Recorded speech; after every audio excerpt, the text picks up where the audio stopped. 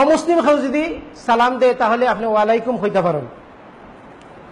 মুসলিম অমুসলিম যদি এখানো বোয়া থাকে তাহলে ইনো সালাম দেওয়া হইল গিয়া সুন্নত। আমরা দেশে প্রচার করা আছে যে মুসলিম ও মুসলিম যদি থাকে তাহলে ইনো কইতা আসসালামু আলাইকুম মান ইত্তাবাল হুদা। এটা সহি নাই, এটা বিশুদ্ধ নাই, এটা বিশুদ্ধ। মুসলিম ও মুসলিম যদি থাকে তো এখানে আপনি সালাম দিবা আসসালামু আলাইকুম ওয়া রাহমাতুল্লাহ, এটা কইবা। কিন্তু আপনার নিয়ত থাকবো যে এটা মুসলিম ব্যক্তি হলে আপনি সালাম দিছেন, কারণ আপনার সহিহ বুখারী হাদিস কিতা যে প্রত্যেকটা কথা খাস তার নিয়ত অনুযায়ী হয়। আপনার জন্য নিয়ত থাকবো যে আপনি কিতা করছেন, মুসলিম ব্যক্তি হলরে দিছেন। সম্মানিত উপস্থিতি,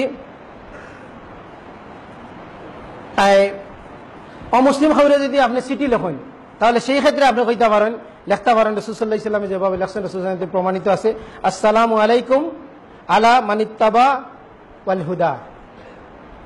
এটা দিয়া রাসূল সাল্লাল্লাহু আলাইহি ওয়াসাল্লাম কিতা করছেন, অমুসলিম খবরে চিঠি লেখছেন।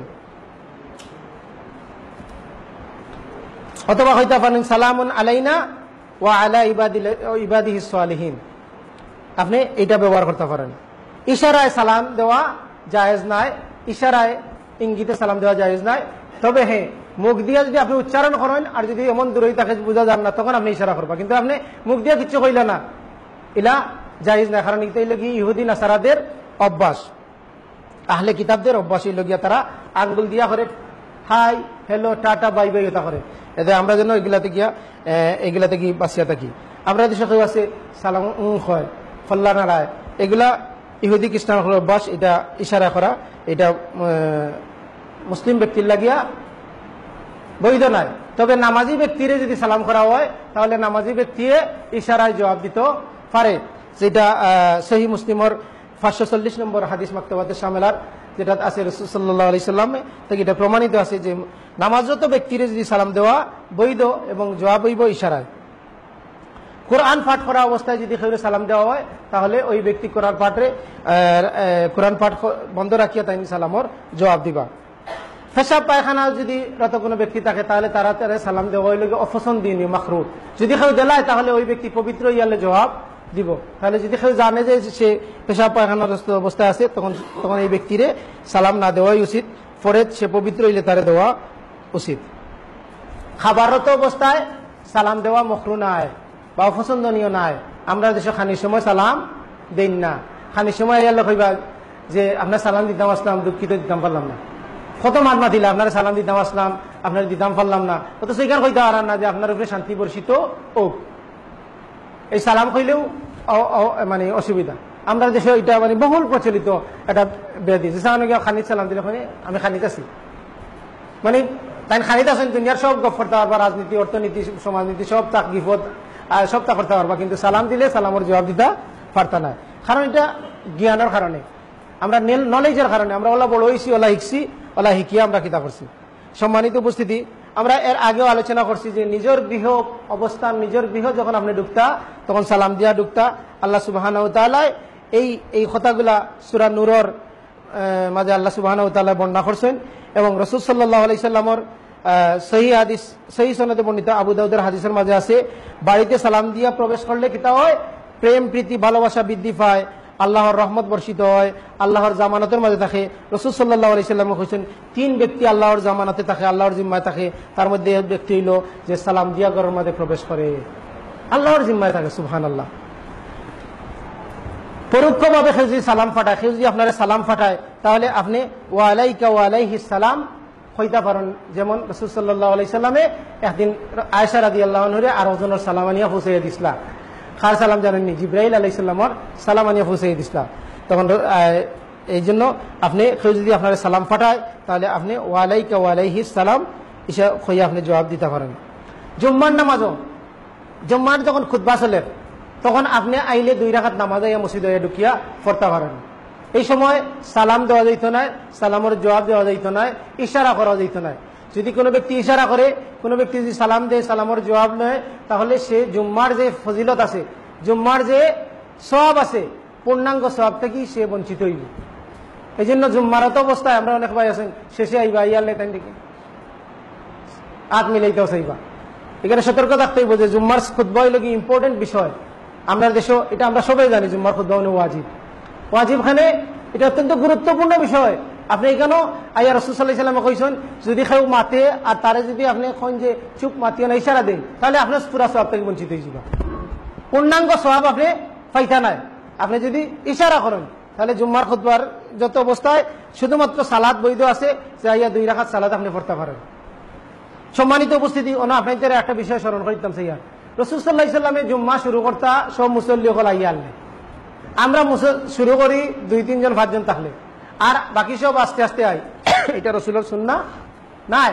এটা সুন্নাহ হইল গিয়া আপনি জুম্মার সালাত খুতবার আগে আইবা, নাইলে আপনার জুম্মার খুতবারে একটু ভিজাইয়া নিবা গিয়া খুতবারে সংক্ষিপ্ত করুকা, আর নাইলে আপনারা সবে জুম্মার খুতবার আগে আওয়ার চেষ্টা করবা। রাসূল সাল্লাল্লাহু আলাইহি সাল্লামে খুতবার মাঝে একদিন কইছেন যে এই ব্যক্তি তুমি নামাজ পড়ছনি দালাও 2 রাকাত নামাজ পড়ো। এটা রাসূলের জিন্দেগীতে একবার হইছে। আর আমরা জিন্দেগি যদি আমল করতাম যাইতে খুতবা দেওয়া বন্ধ করে দিতে হইব। খালি কইতে হইব এই তুমি নামাজ পড়ছনি, আপনি নামাজ পড়ছনি, আপনি উঠোকা নামাজ পড়ুকা, আপনি উঠে নামাজ পড়ুকা, খুতবা বাদ দিয়া খালি ওটা কইতে হইব। আল্লাহ আমরা বুঝার তৌফিক দান করুকা যে আমরা যেন আগে আইতাম পারি এবং আগে আওয়ার ফজিলত আমরা এটা সম্পর্কে আমরা সবাই অবগত আছি। কোন খতার পূর্বে সালাম দেওয়া জায়েজ না, এটা আমরা আগে কইছি। হারাম খাজরত অবস্থায় কোনো ব্যক্তিরে আপনি সালাম দেওয়া থেকে বিরত থাকতে পারেন। সিগারেট খার মানুষে বা বেনামাজিরে আপনি সালাম দেওয়া থেকে বিরত থাকতে পারেন। এটা ডিপেন্ড করবো পরিস্থিতির উপরে। আপনি যদি তারা সালাম দিলে দেখা যায় উপকার হইব, দিনের কল্যাণ হইব, তাহলে সালাম দিবা। আর যদি দেখুন যে তারা সালাম না দিলে আপনার লাগি বালা, আপনার ফরেজগার লাগি বালা এবং অন্য মানুষের শিক্ষার লাগি বালা, তাহলে এখানে তার থেকে সালাম দেওয়া থেকে আপনি বিরত থাকবা। কোন ব্যক্তিরে 3 দিনের বেশি ঝগড়া যদি লাগে সরকারে কোনো কারণবশত 3 দিনের বেশি তার লগে সালাম কালাম থাকিয়া বিরত থাকা জায়েজ নাই, বৈধ নাই। আসার সময় যারা সালাম দেওয়ার বিধান আছে, যাওয়ার সময়ও সালাম দেওয়ার বিধান আছে। সম্মানিত উপস্থিতি, সালাম আমরা সমাজও আরেক ধরনের সালাম প্রচলন আছে। এইটাই লগিয়া আমরা পূর্বপুরুষ আসতা হিন্দু, তাদের থেকে আইছে। আপনি বিশ্বাস না হয় স্টার জলসা কিতাকিতি টেলিভিশন আছে না, আপনি যদি দেখুন ইতাত অ্যাওয়ার্ড দেয়, আপনি যদি দেখুন গিয়া ইতাত মাঝে যে যখন অমিতাভ বচ্চনে খেউরে পুরস্কার দেন তখন হিগিয়া তারা কদম বুসি করে ফাওয়াদরিয়া। আমরা দেশে ফাওয়াদরি সালাম কদম বুসি করা, এই যে হিন্দু আনি রীতি আমরা অনেকেই বাদ দিচ্ছেন, অনেকেই বাদ দিতে পারছেন না। আমরা অনেক ফিরসা বগল আছেন তারা ইতারে বাদ দিতে পারছেন না, এবং তারা এখন পর্যন্ত জেনার সাথে লিপ্ত আছেন। কারণ অন্য কোনো মহিলা যদি কোনো পুরুষে পাওয়া ধরে, পাওয়া টাচ করে, পর কোনো নারী যদি শরীরে টাচ করে, তো এটা জেনা হইব কিনা? না, অবশ্যই জানা। আর ফিরাকি এই লোক তো অবশ্যই জানেন যে ফিরাকি ইসলামের মাঝে নাই। এগুলোর লোকে শিরকি তন্ত্র, এগুলোর মাধ্যমে মানুষের ইমান হারায় এবং মানুষের অনেক মানুষের মহিলা আপনার জেনার মাঝে নিমজ্জিত রাখে। অনেক ফরেজগার নামাজি মানুষ আছেন, তান ফুয়ারে বিয়া করাইছেন, ফুয়ার বউরে লইয়া গিয়া ফির সাহেব একবার সালাম করাইয়া দেখাইয়া লইয়া গিয়া সালাম আমার আত্মীয়র মাঝে ইলা আছেন গিয়া জেনা করাইছেন। যখন তারা আমি কইছি তখন তারা কইছে আমার হৌরে নিয়ে তো ইতা করাইছেন, আমি তো বেটার ফাও ধরিয়ে সালাম করিয়ে আইছি, ফাও টাচ করিয়ে আইছি। এটা সালাম নাই। এটা যদি সালাম হইতো তাহলে অনেক জায়গায় দেখবা না না লাগতো না, এগুলো লাগতো না, এখন মা লাগতো না বা লাগতো না, সালাম এখন লাগে না, ইলা আসেনি। সালাম হইলে তো অবশ্যই লাগবো, তো লাগতো না এখন, এখানে লাগতো না এখন মানে এইগুলো কি ইসলামের বিষয় নাই। আল্লাহ আমরা বুঝার তৌফিক দান হরক্কা। যদি আপনি মুরব্বী খাইরে সম্মান করতে চান তাহলে খফালা সুমা দিতে পারেন, আতো সুমা দিতে পারেন। তাই যদি হুতা পাবো তখন তান ফাও আপনি সুমা দিতে পারেন। রাসূল সাল্লাল্লাহু আলাইহি সাল্লামের 2 জন ইহুদি ব্যক্তি আইছে, আইয়া রাসূলের কাছ থেকে তারা প্রশ্ন করছে, প্রশ্নের জবাব পাইছে তিরমিজির হাদিস, সনদ বিশুদ্ধ সনদে বর্ণিত। তো তারা রাসূলের জবাব পাই আল্লাহ কইছে তুমি আল্লাহ রাসূল ঠিক আছো, ইমান আনছে না।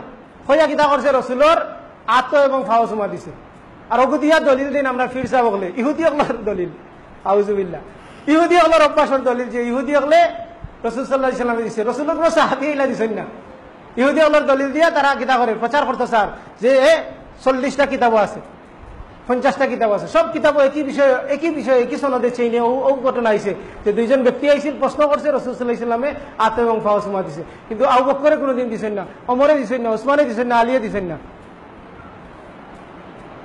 রাসূল সাল্লাল্লাহু আলাইহি সাল্লামের হৌর আসলা, রাসূলের 2 জনের রসুল আসলা শ্বশুর, আর রসুল 2 জনের শ্বশুর আসলা, তারা এই ধরনের এই চর্চা আসিল না। ফাতেমা রাদিয়াল্লাহু আনহা কোনো সময় দিচ্ছেন না, কোনো সাহাবী থেকে এই ধরনের কোনো প্রমাণ পাওয়া যায় না। আল্লাহ সুবহানাহু ওয়া তাআলা আমরা বুঝার তৌফিক দান করুক। আমরা যাতে সহি হাদিসের উপরে আমল করতে গিয়া যেমন আকীদার ক্ষেত্রে আমরা বিশুদ্ধ আকীদা নিতাম চাই, আমরা আমলের ক্ষেত্রে যেমন বিশুদ্ধ আমল নিতাম চাই, ঠিক অনুরূপভাবে সালাম একটা হলো বিশুদ্ধ আমল, যেটা আমরা সমাজও আমরা সর্বত্র অত্যন্ত মানে দেখি যে এটার অভাব, এটার চর্চার অভাব আছে। আমরা যারা কোরআন এবং সুন্নাহর অনুসরণ করতাম সাইয়ার, আমরা যারা সহিহ হাদিসে আমল করতাম সাইয়ার, তা আমরা এটা বিশুদ্ধ আমলের উপরে আমরা আমল থাকা উচিত এবং আমরা দরকার, এবং আমরা যেন এইটার চর্চা করি। এটার চর্চার মাধ্যমে যেটা এটা গড় বরকত নাজিল হইব, এবং এটার মাধ্যমে আমরা গড় একটা ইসলামিক এনভায়রনমেন্ট, একটা ইসলামিক পরিবেশ তৈরি হইব। আল্লাহ সুবহানাহু ওয়া তাআলা আমরা বুঝার তৌফিক দান করুক। ওয়া আখিরু দাওয়ানা আলহামদুলিল্লাহি রাব্বিল আলামিন।